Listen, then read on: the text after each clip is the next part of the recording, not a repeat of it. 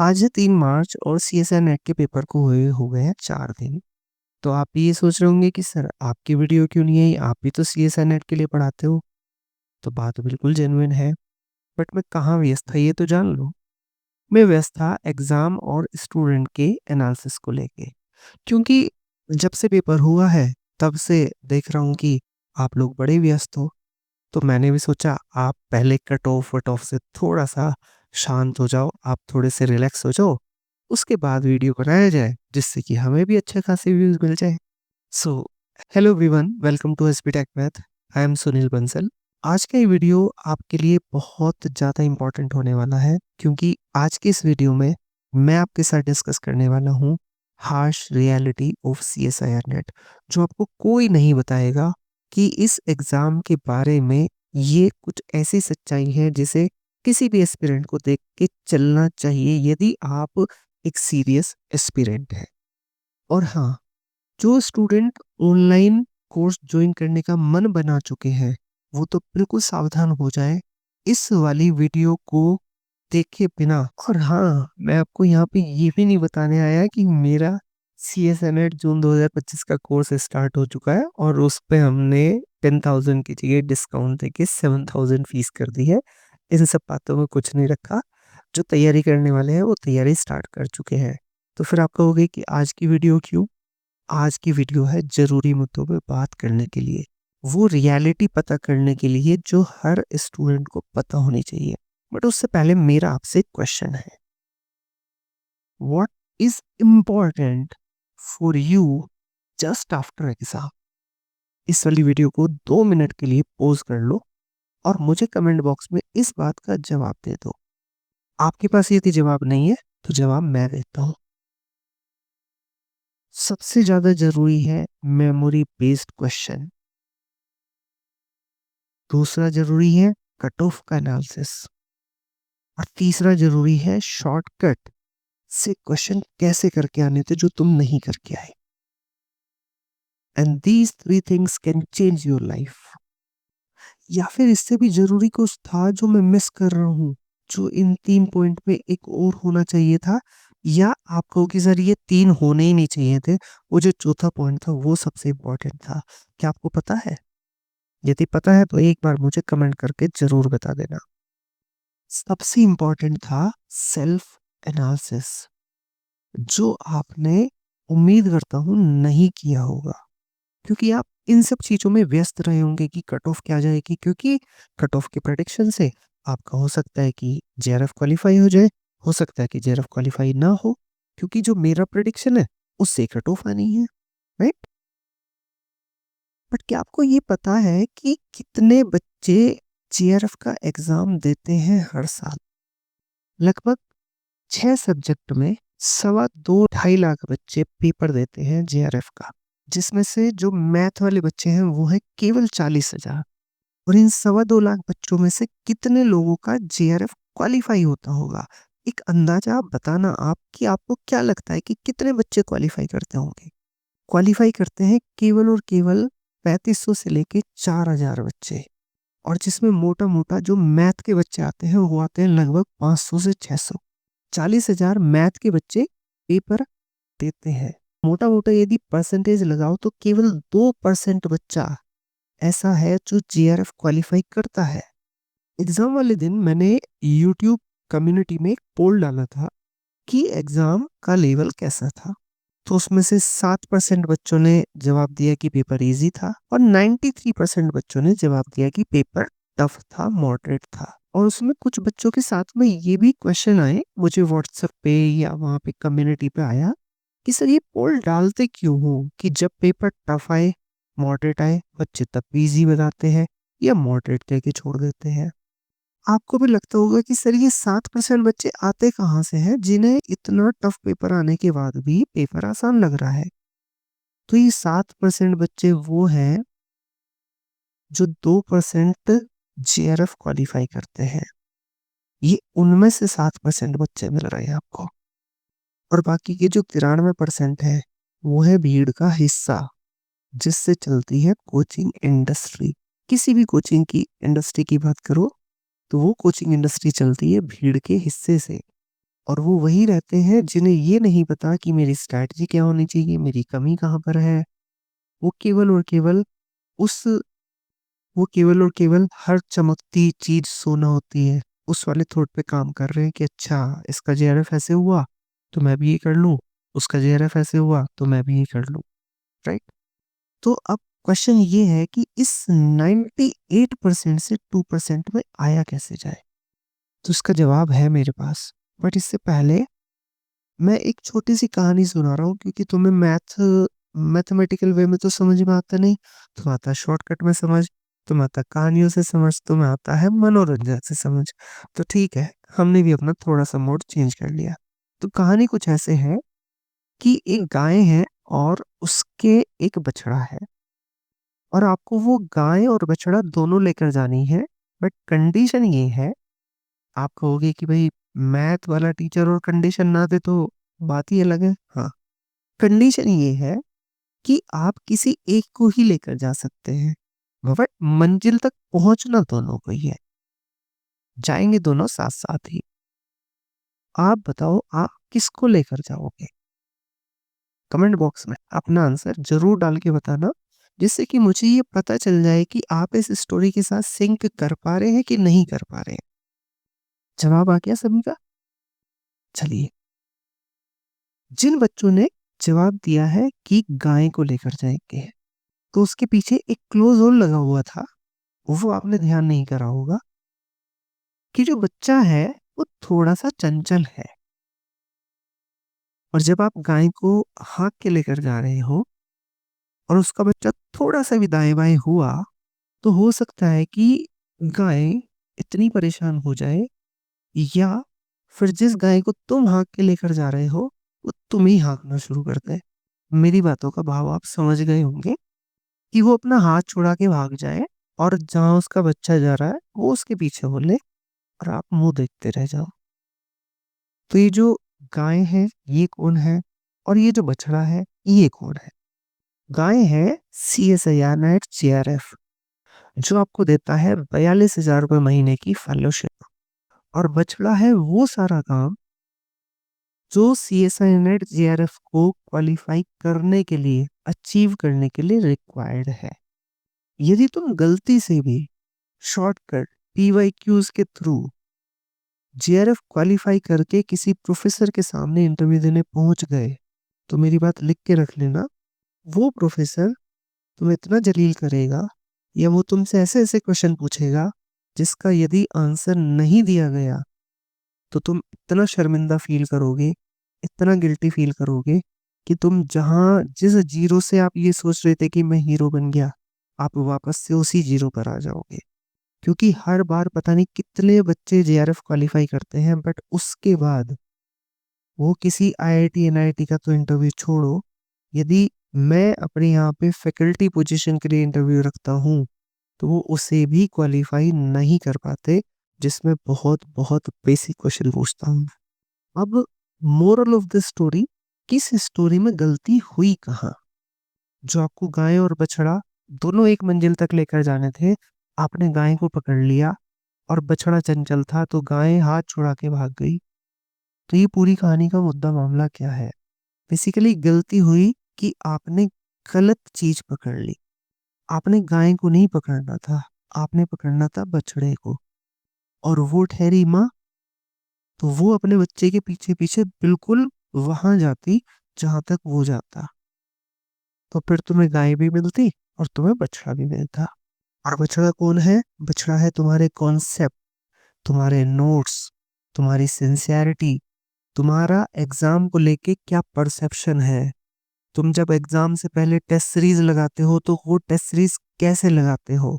जब तुम एग्जाम से पहले अपनी फाइनल प्रिपरेशन कर रहे हो, वो फाइनल प्रिपरेशन आप किस शॉर्ट नोट के थ्रू कर रहे हो। क्या वो आपने खुद बनाए हैं, या वो आपने बाजार से लिए हैं, या आप दूसरों के नोट्स पढ़ रहे हैं। तो ये सारी की सारी चीजें डिसाइड करती हैं कि आप JRF क्वालिफाई करने के बाद किसी IIT से PhD करने जा रहे हैं कि नहीं जा रहे हैं। और यदि आपने गलत रास्ता चुना, आपने गाय को पकड़ा, आपने शॉर्टकट PYQs या किसी भी अल्टरनेटिव वे से आपने JRF क्वालिफाई कर लिया, तो इंटरव्यू आपका क्रैक नहीं होगा और फिर से आपको वही जीरो पर आना पड़ेगा। आपको फिर उसी बिछड़े के पास आना पड़ेगा। फिर आपको उन्हीं कॉन्सेप्ट पे, उन्हीं चीज़ों पे काम करना पड़ेगा जो आप छोड़ कर गए थे। And that will be most frustrating part, क्योंकि मैंने ऐसे लोग भी देखे हैं जो 6 महीने में अच्छे से तैयारी करके जेआरएफ निकाल लेते हैं, और मैंने ऐसे भी लोग देखे हैं जो 6 साल तैयारी करने के बाद भी जेआरएफ नहीं निकाल पाते, और 2-3 साल वाले तो पता नहीं कितने होंगे। इस वाले सेशन में भी होंगे। ज़रा एक बार कमेंट करके बताना कि आपको कितना समय लगा नेट की तैयारी करने में, या कितने समय से आप नेट की तैयारी कर रहे हो। मुझे भी यहाँ पे 4 साल लगे थे तैयारी करने में, इस मायाजाल से निकलने में कि नेट जेआरएफ की तैयारी करनी कैसे है, मुझे समझने में 4 साल लग गए थे, क्योंकि तब आपके पास इतने रिसोर्सेज नहीं थे। तो इस पूरी समस्या की जड़ क्या है? सेल्फ एनालिसिस ना करना, या अपनी चीज़ों को देखते हुए भी इग्नोर करना। और सही बताऊँ ना, तो सेल्फ एनालिसिस करना अपने आप में बहुत ही टिपिकल काम है। क्यों? क्योंकि बच्चे के दिमाग में आज के इंफॉर्मेशन के युग में इतनी ब्लॉकेज है कि वो मेरे से बात करता है या मेरी बात सुनता है तो उसे कुछ लगता है, किसी दूसरे टीचर की सुनता है तो कुछ लगता है, खुले दोस्तों की सुनता है तो कुछ लगता है। वो फाइनली कुछ भी डिसीजन ना लेकर वो अगले 6 महीने की साइकिल में चला जाता है कि चलो तैयारी दोबारा से शुरू करते हैं और देखा जाएगा जो होगा। बट उसे ये नहीं समझ में आता कि मैं अपना सेल्फ एनालिसिस कैसे करूं। इसीलिए आप अपनी इन सब चीज़ों को ढूँढने की बजाय, आप ढूँढते फिरते हैं कि मेमोरी बेस्ड क्वेश्चन का सॉल्यूशन मिल जाए, मुझे कट ऑफ का प्रेडिक्शन पता चल जाए, जबकि कट ऑफ के प्रेडिक्शन से क्या रिजल्ट आने वाला है इट डज़न्ट मैटर। आपका जेआरएफ क्वालीफाई होने वाला होगा तो होगा, नहीं होना होगा तो बिल्कुल नहीं होगा। बट ये चीज़ आपको समझ में आनी चाहिए, क्योंकि यदि आपने आज नहीं समझी तो आपके अगले 2 महीने और खराब हो चुके होंगे। 2 महीने लेट एग्ज़ाम हुआ, 2 महीने आपने और खराब कर दिए, और बाय द वे जून का पेपर टाइम पे हो गया, तो आपके पास केवल और केवल बचते हैं 2 महीने, जिसमें आप फिर से उस एग्ज़ाम को तो क्वालीफाई नहीं करने वाले। क्योंकि पिछले जो 4 महीने हैं, उसके अंदर आपने ऐसा कुछ भी नहीं करा, जिसमें आपको इम्प्रूवमेंट की गुंजाइश मिली हो, या फिर आपको ये लगा हो कि हाँ, मुझे यहाँ पर काम करना है। तो आप कहोगे कि इसका समाधान क्या है? यस, इसका समाधान है। ये जो पिछले 4 दिन गए हैं, इस पे मैंने काम किया है कि क्योंकि बच्चे अब की बार एग्ज़ाम देने के बाद भी इसी वाली साइकिल में फँसे रहेंगे, तो ऐसा क्या करा जाए जिससे बच्चों को बहुत हद तक अपने बारे में पता चल जाए कि मैं कहाँ, किस लेवल में स्टैंड कर रहा हूँ, जिससे कि उसी के अकॉर्डिंग वो अपनी तैयारी शुरू कर सकें। मैंने एक डिज़ाइन करा है सेल्फ एनालिसिस टेस्ट, और इस सेल्फ एनालिसिस टेस्ट में आप भी मैथ के स्टूडेंट, मैं भी मैथ का स्टूडेंट, हम केवल और केवल सब्जेक्ट के थ्रू आइडेंटिफाई करेंगे कि आपकी गैप कहाँ पर है। और आप इसे पता है सेल्फ एनालिसिस टेस्ट भी मत कहो, आप इसे सब्जेक्ट एनालिसिस टेस्ट कहो। ये 7 दिन की एक्सरसाइज होगी, और इन 7 दिन में मैं आपको दूंगा 21 टेस्ट। और घबरा मत जाना कि 21 टेस्ट है तो सर कैसे करेंगे ना। 21 टेस्ट मैं आपको सीएसआई नेट लेवल के नहीं दूंगा। मुझे जो आइडेंटिफाई करना है कि कहाँ पर गैप है, उस गैप को फिल करने के लिए आपको डेली 3 टेस्ट देना होंगे, और वो ऑलमोस्ट आपके 1 से 1.5 घंटे में आराम से फिनिश हो जाएंगे। After 7 days I will take 2 more days, और मैं आपको आपकी रिपोर्ट जनरेट करके दूंगा कि आप कहाँ पर स्टैंड कर रहे हैं। आपको किसी सिंगल टॉपिक पे काम करना है, आपको फुल कोर्स पे काम करना है, आपको अपनी जो कॉन्सेप्चुअल क्लैरिटी है उस पे काम करना है, या आपको केवल पीवाईक्यू पे काम करना है, या आपको केवल टेस्ट सीरीज से हेल्प मिल जाएगी। तो all the things that are required for your next preparation, करना क्या होगा आपको, ऐप पे जाके रजिस्टर करना है सब्जेक्ट एनालिसिस टेस्ट में, और उसके अंदर कल से टेस्ट अपलोड करूंगा मैं। और ये रजिस्ट्रेशन केवल और केवल 2 दिन के लिए ओपन रहेगा, क्योंकि जो लेट स्टूडेंट आएंगे उनका फिर हम एनालाइज नहीं कर पाएंगे डेटा, राइट। तो केवल 2 दिन के लिए ये ओपन रहेगा। इसके अंदर आप बड़ी अच्छे से अपने आप को ऑब्जर्व कर सकते हैं कि आप अगले 4 महीने कैसे अपनी तैयारी करें। ये टेस्ट हमने बनाया क्यों? बेसिकली हमारे यहाँ पे चलते हैं 5 तरह के कोर्स। पहला हुआ क्रैश कोर्स, फिर 6 मंथ का, फिर 1 ईयर का, फिर टेस्ट सीरीज और फिर सिंगल सब्जेक्ट कोर्स।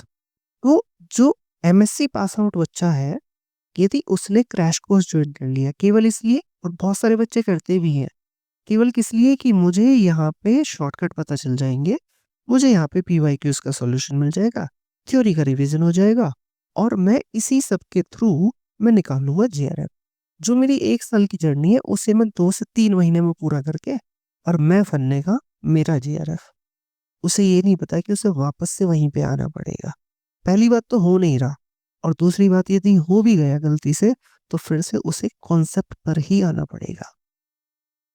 अब जो 1 साल की पूरी जर्नी है जिसमें तुम्हें लाइव क्लास मिलती है, उसके बाद तुम्हें उसका रिकॉर्डेड मिलता है, फिर उसके बाद असाइनमेंट मिलते हैं, फिर उसके बाद टेस्ट मिलता है, फिर फाइनली टेस्ट सीरीज लगती है, फिर सारे सब पीवाईक्यूज लगते हैं, बहुत सारे डिस्कशंस होते हैं, कम से कम डेली 8 से 10 घंटे पढ़ना होता है।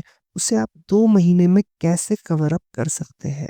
ये तो वही बात हो गई कि नहीं यार, तुम तो मेहनत में लगे पड़े हो, तुम तो बछड़े को लेकर जा रहे हो, और कोई एक दूसरा बंदा आया बोला अरे कहाँ इस बछड़े को लेके जा रहा है, गाय को लेके चलते हैं, और वो गाय को लेके चल दिया। लेकर जा सकते हो क्या? बताओ। और सबसे इम्पोर्टेंट बात, टेस्ट सीरीज। जब बच्चा टेस्ट सीरीज अटेंड करता है तो मैं ऑलमोस्ट कोशिश करता हूँ कि जो प्रीवियस ईयर में पैटर्न रहा है एग्जाम का, उसी एग्जाम पे बेस्ड, उसी पैटर्न पे बेस्ड टेस्ट सीरीज के क्वेश्चन तैयार करे जाए। अब बच्चा उन टेस्ट सीरीज के क्वेश्चंस को देखा, फंसा, और तुरंत उसने वीडियो सॉल्यूशन या फिर पीडीएफ में सॉल्यूशन देखा, और फिर उसका ईगो सेटिस्फाई हो गया, अच्छा इसमें ऐसे करना था, इसमें ये वाला एग्जाम्पल लेना था, या इसमें ये वाला मेथड लगाना था, और फिर आगे बढ़ गया। और वो यही प्रैक्टिस रिपीटेडली करता रहता है, और जब एग्जाम में जाता है तो फिर पजल होके रह जाता है। क्यों? क्योंकि दिमाग ने काम नहीं करा। आपको अपने दिमाग को ट्रेन करना था कि मुझे कोई क्वेश्चन नहीं आ रहा है तो मैं उसे कैसे अप्रोच करूं, मैं कैसे उसके कॉन्सेप्ट अच्छे करूं, ना कि तुरंत इमीडिएटली क्वेश्चन देख के, तुरंत एग्जाम के बाद मेमोरी बेस्ड क्वेश्चन का सॉल्यूशन देख के, तुरंत एग्जाम के बाद शॉर्टकट देख के, तुरंत एग्जाम के बाद कट ऑफ देख के मैं ये ईगो सेटिस्फाई करने लगूं कि मेरा हो रहा है या मेरा नहीं हो रहा है। No, this is not the way. ऐसे थोड़ा होता है जेआरएफ। जेआरएफ के लिए तो आपको बहुत मेहनत करनी पड़ेगी, डेडिकेशन देनी पड़ेगी, क्योंकि जो एजेंसी आपको 42,000 रुपये पर मंथ की फेलोशिप देने वाली है, आपको लगभग मोटा मोटा 5 लाख रुपए साल देने वाली है, वो ऐसे ही तो नहीं देगी। वो हर चीज, हर पॉइंट पे, हर स्टेप पे आपको चेक करेगी। ये जो सेट है, इसके बनाने के पीछे आइडिया क्या था, और इस सेट के थ्रू आपको क्या क्या पता चल जाएगा यदि आप किसी भी पॉइंट पे, क्योंकि बहुत सारे बच्चे क्या करते हैं कि हर छठे महीने अपना पूरा सिलेबस कवर करने के चक्कर में लगे रहते हैं। तो आपको अपना पूरा सिलेबस कवर करना है, या आपको अपना एक टॉपिक अच्छा करना है, या आपको अपने 2 टॉपिक अच्छे करने हैं, या आपको अपने जो क्वेश्चन सॉल्विंग स्किल है केवल वो इम्प्रूव करने, आपका सब्जेक्ट बहुत अच्छा है, तो इस सेट के थ्रू आपको ये पूरी की पूरी इंफॉर्मेशन मिल जाएगी।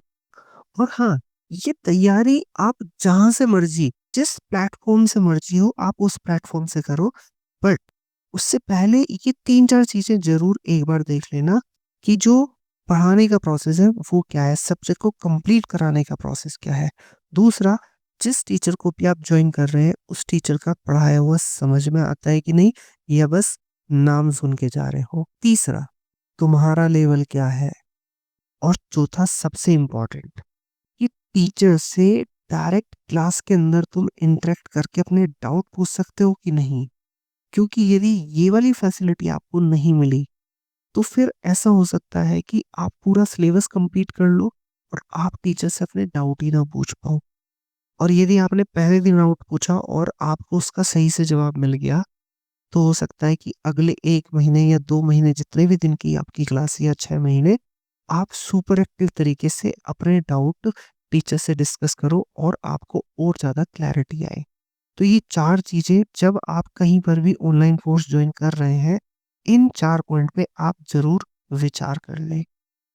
और ऐसा मत समझना कि मैं आपको अपने फुल कोर्स में इनवाइट कर रहा हूँ, जिस पे अभी हमने डिस्काउंट दिया है और फीस उसकी 10,000 से 7,000 होगी ना। सोच समझ कर इन्वेस्ट करना। जिन्हें नीड है वो ले रहे हैं, बट उन सब पे ध्यान देने की ज़रूरत नहीं है, आपको फ़ोकस करना है अपने आप पे। क्योंकि सबसे ज़रूरी है अपने आप को ड्रेन होने से बचाना। क्योंकि 6 महीने, 1 साल यदि यही प्रोसेस चलता रहा, तो फिर ऐसा होगा कि आप अपनी तैयारी छोड़ के बैठ जाओगे घर और आप कहोगे कि भैया गाय भी तू ले जा, बछड़ा भी तू ले जा, हम तो पैकेट वाला दूध पिएँगे, हमें नहीं पीना गाय का दूध, है ना? मतलब आप कुल मिला के अपने करियर से, अपनी लाइफ़ से, अपने आप से जो आपको फेलोशिप मिलने वाली थी, जो आपका करियर बनने वाला था, आप उसे विदा कर रहे हो। आप कुल मिला के मोटा-मोटा 20 लाख रुपए का नुकसान कर रहे हो, जो आप पीएचडी के दौरान फेलोशिप पाते और केवल किस लिए? क्योंकि आपने अपना जो प्रोसेस है, अपना जो रास्ता है, वो सोच समझ कर नहीं चुना। तो ड्रेन होने से अपने आप को बचाना है। अब आते हैं सबसे फाइनल मैसेज पे कि don't join online course. Online course बिल्कुल भूल के भी जॉइन मत कर लेना यदि आपके पास ये 2 चीज़ें नहीं हैं। First one is sincerity. यदि आप सिंसियर नहीं हैं पढ़ने में, तो भूल कर भी ऑनलाइन कोर्स जॉइन मत कर लेना। आप अपना, अपने घरवालों का पैसा ही बर्बाद करोगे, आपको कुछ भी हासिल नहीं होगा। क्योंकि जब आप ऑफलाइन जॉइन करते हो, तो सबसे पहली बात आपकी जेब में पैसा होता है। आप घर वालों से पैसा लेकर चले जाते हो। फिर ऑफलाइन में आपको फेसेस दिखाई देते हैं। तो यदि आपने 1 महीना, 2 महीना मटर-गश्ती कर भी ली, तो तीसरे महीने आपको शर्म आने लगती है कि यार घर वालों के पैसे में आग लगा रहा हूँ, तो यार पढ़ लूँ, है ना? तो कम से कम वह 6 महीने में 4 महीने तो आप पढ़ ही लेते हो। बट ऑनलाइन में सबसे बड़ा ड्रॉबैक क्या है? सबसे बड़ा ड्रॉबैक है कि हर पेरेंट्स को ये लगता है कि उसका बच्चा ऑनलाइन पढ़ रहा है। बट यदि वो 2 घंटे की, 3 घंटे की लाइव क्लास लेके और फिर वो पूरे दिन उसकी प्रैक्टिस ना करे, उसे ना पढ़े, तो फिर वो कुछ नहीं कर रहा, अपना समय बर्बाद कर रहा है। और second most most important point, ये है सीएसआई नेट का एग्ज़ाम, जहाँ सब्जेक्ट की स्पेशलिटी मैटर करती है कि आप किस सब्जेक्ट में कितने अच्छे हो। और यदि आप एक साथ मल्टीपल, पैरेलल कई सारे सब्जेक्ट को डील करना चाह रहे हैं, तो फिर आप 6 महीने में ज़रूर फँसेंगे। आप 6 महीने में अपना सिलेबस तो पूरा कर पाएँगे, बट नेट जेआरएफ के आस-पास भी नहीं जाएँगे। क्यों? क्योंकि आप एक सब्जेक्ट को भी प्रॉपर टाइम नहीं दे पाएँगे। क्योंकि यदि किसी एक सब्जेक्ट को भी पढ़ना हो, तो उसे पढ़ने के लिए दिन में एटलीस्ट 5 टू 6 आवर्स चाहिए with live class. With live class 3 घंटे की लाइव क्लास, कम से कम 3 घंटे, और उसकी रिगरस स्टडी हो, उसके असाइनमेंट, उसके नोट्स, उसके टेस्ट सब कुछ सॉल्व करे, चाहे उसके एग्जाम्पल्स, तब जाके आपका एक सब्जेक्ट अच्छा होता है। और यदि आप कहीं पर भी मल्टीपल सब्जेक्ट को एक साथ लेकर चल रहे हैं, तो फिर आप ऑनलाइन कोर्स ज्वाइन मत करिएगा। आप तैयारी नहीं कर पाएंगे। आप, आप केवल और केवल अपना पैसा बर्बाद करेंगे। तो ऑनलाइन कोर्स तभी ज्वाइन करना जब तुम्हारे अंदर कम से कम 7 से 8 घंटे पढ़ने की सिंसियरिटी, डिटर्मिनेशन हो। एक सब्जेक्ट को पकड़ के स्टार्ट करके उसे खत्म करने का दम हो। अब आप जिस टीचर को चाहो उस टीचर को ज्वाइन करो। जहाँ आपको समझ में आए वहाँ पे आप ज्वाइन करो। बट एक चीज़ का ध्यान रखना, यदि आपकी शर्ट में पहला बटन गलत लगा, तो आप सारे बटन लगा लोगे, आप पूरी मेहनत कर लोगे, बट आपका फाइनल रिजल्ट भी गलत ही आएगा। तो जब आप मेंटर चुन रहे हो अपना, तो मेंटर बड़ी सोच समझ के चुनना, क्योंकि 1 से 2 साल आपके कहाँ चले जाएँगे, आपको पता भी नहीं चलेगा। 6 महीने में आपका सिलेबस पूरा होगा, फिर उसके बाद एग्ज़ाम होगा, 2 महीने बाद उसका रिज़ल्ट आएगा, 8 से 9 महीने एक एग्ज़ाम के कंप्लीट होने में लग जाएँगे। और फिर उसके बाद आपको समझ में आएगा कि मेरा नेक्स्ट एग्ज़ाम आने वाला है, मैंने ये मिस्टेक्स करी थी, और फिर भी आप उन 3 महीने में कुछ नहीं कर पाएँगे। एक गलत डिसीज़न आपका पूरा 1 साल खराब कर सकता है। बहुत सारे बच्चों की कॉल आती है कि सर पहले मैंने ऑफ़लाइन पढ़ा, फिर मैंने ऑनलाइन पढ़ा, फिर एक दिन मैं चैनल पे आया या मुझे किसी ने सजेस्ट करा और मुझे पढ़ाया वो समझ में आया, बट मुझे लेट पता चला।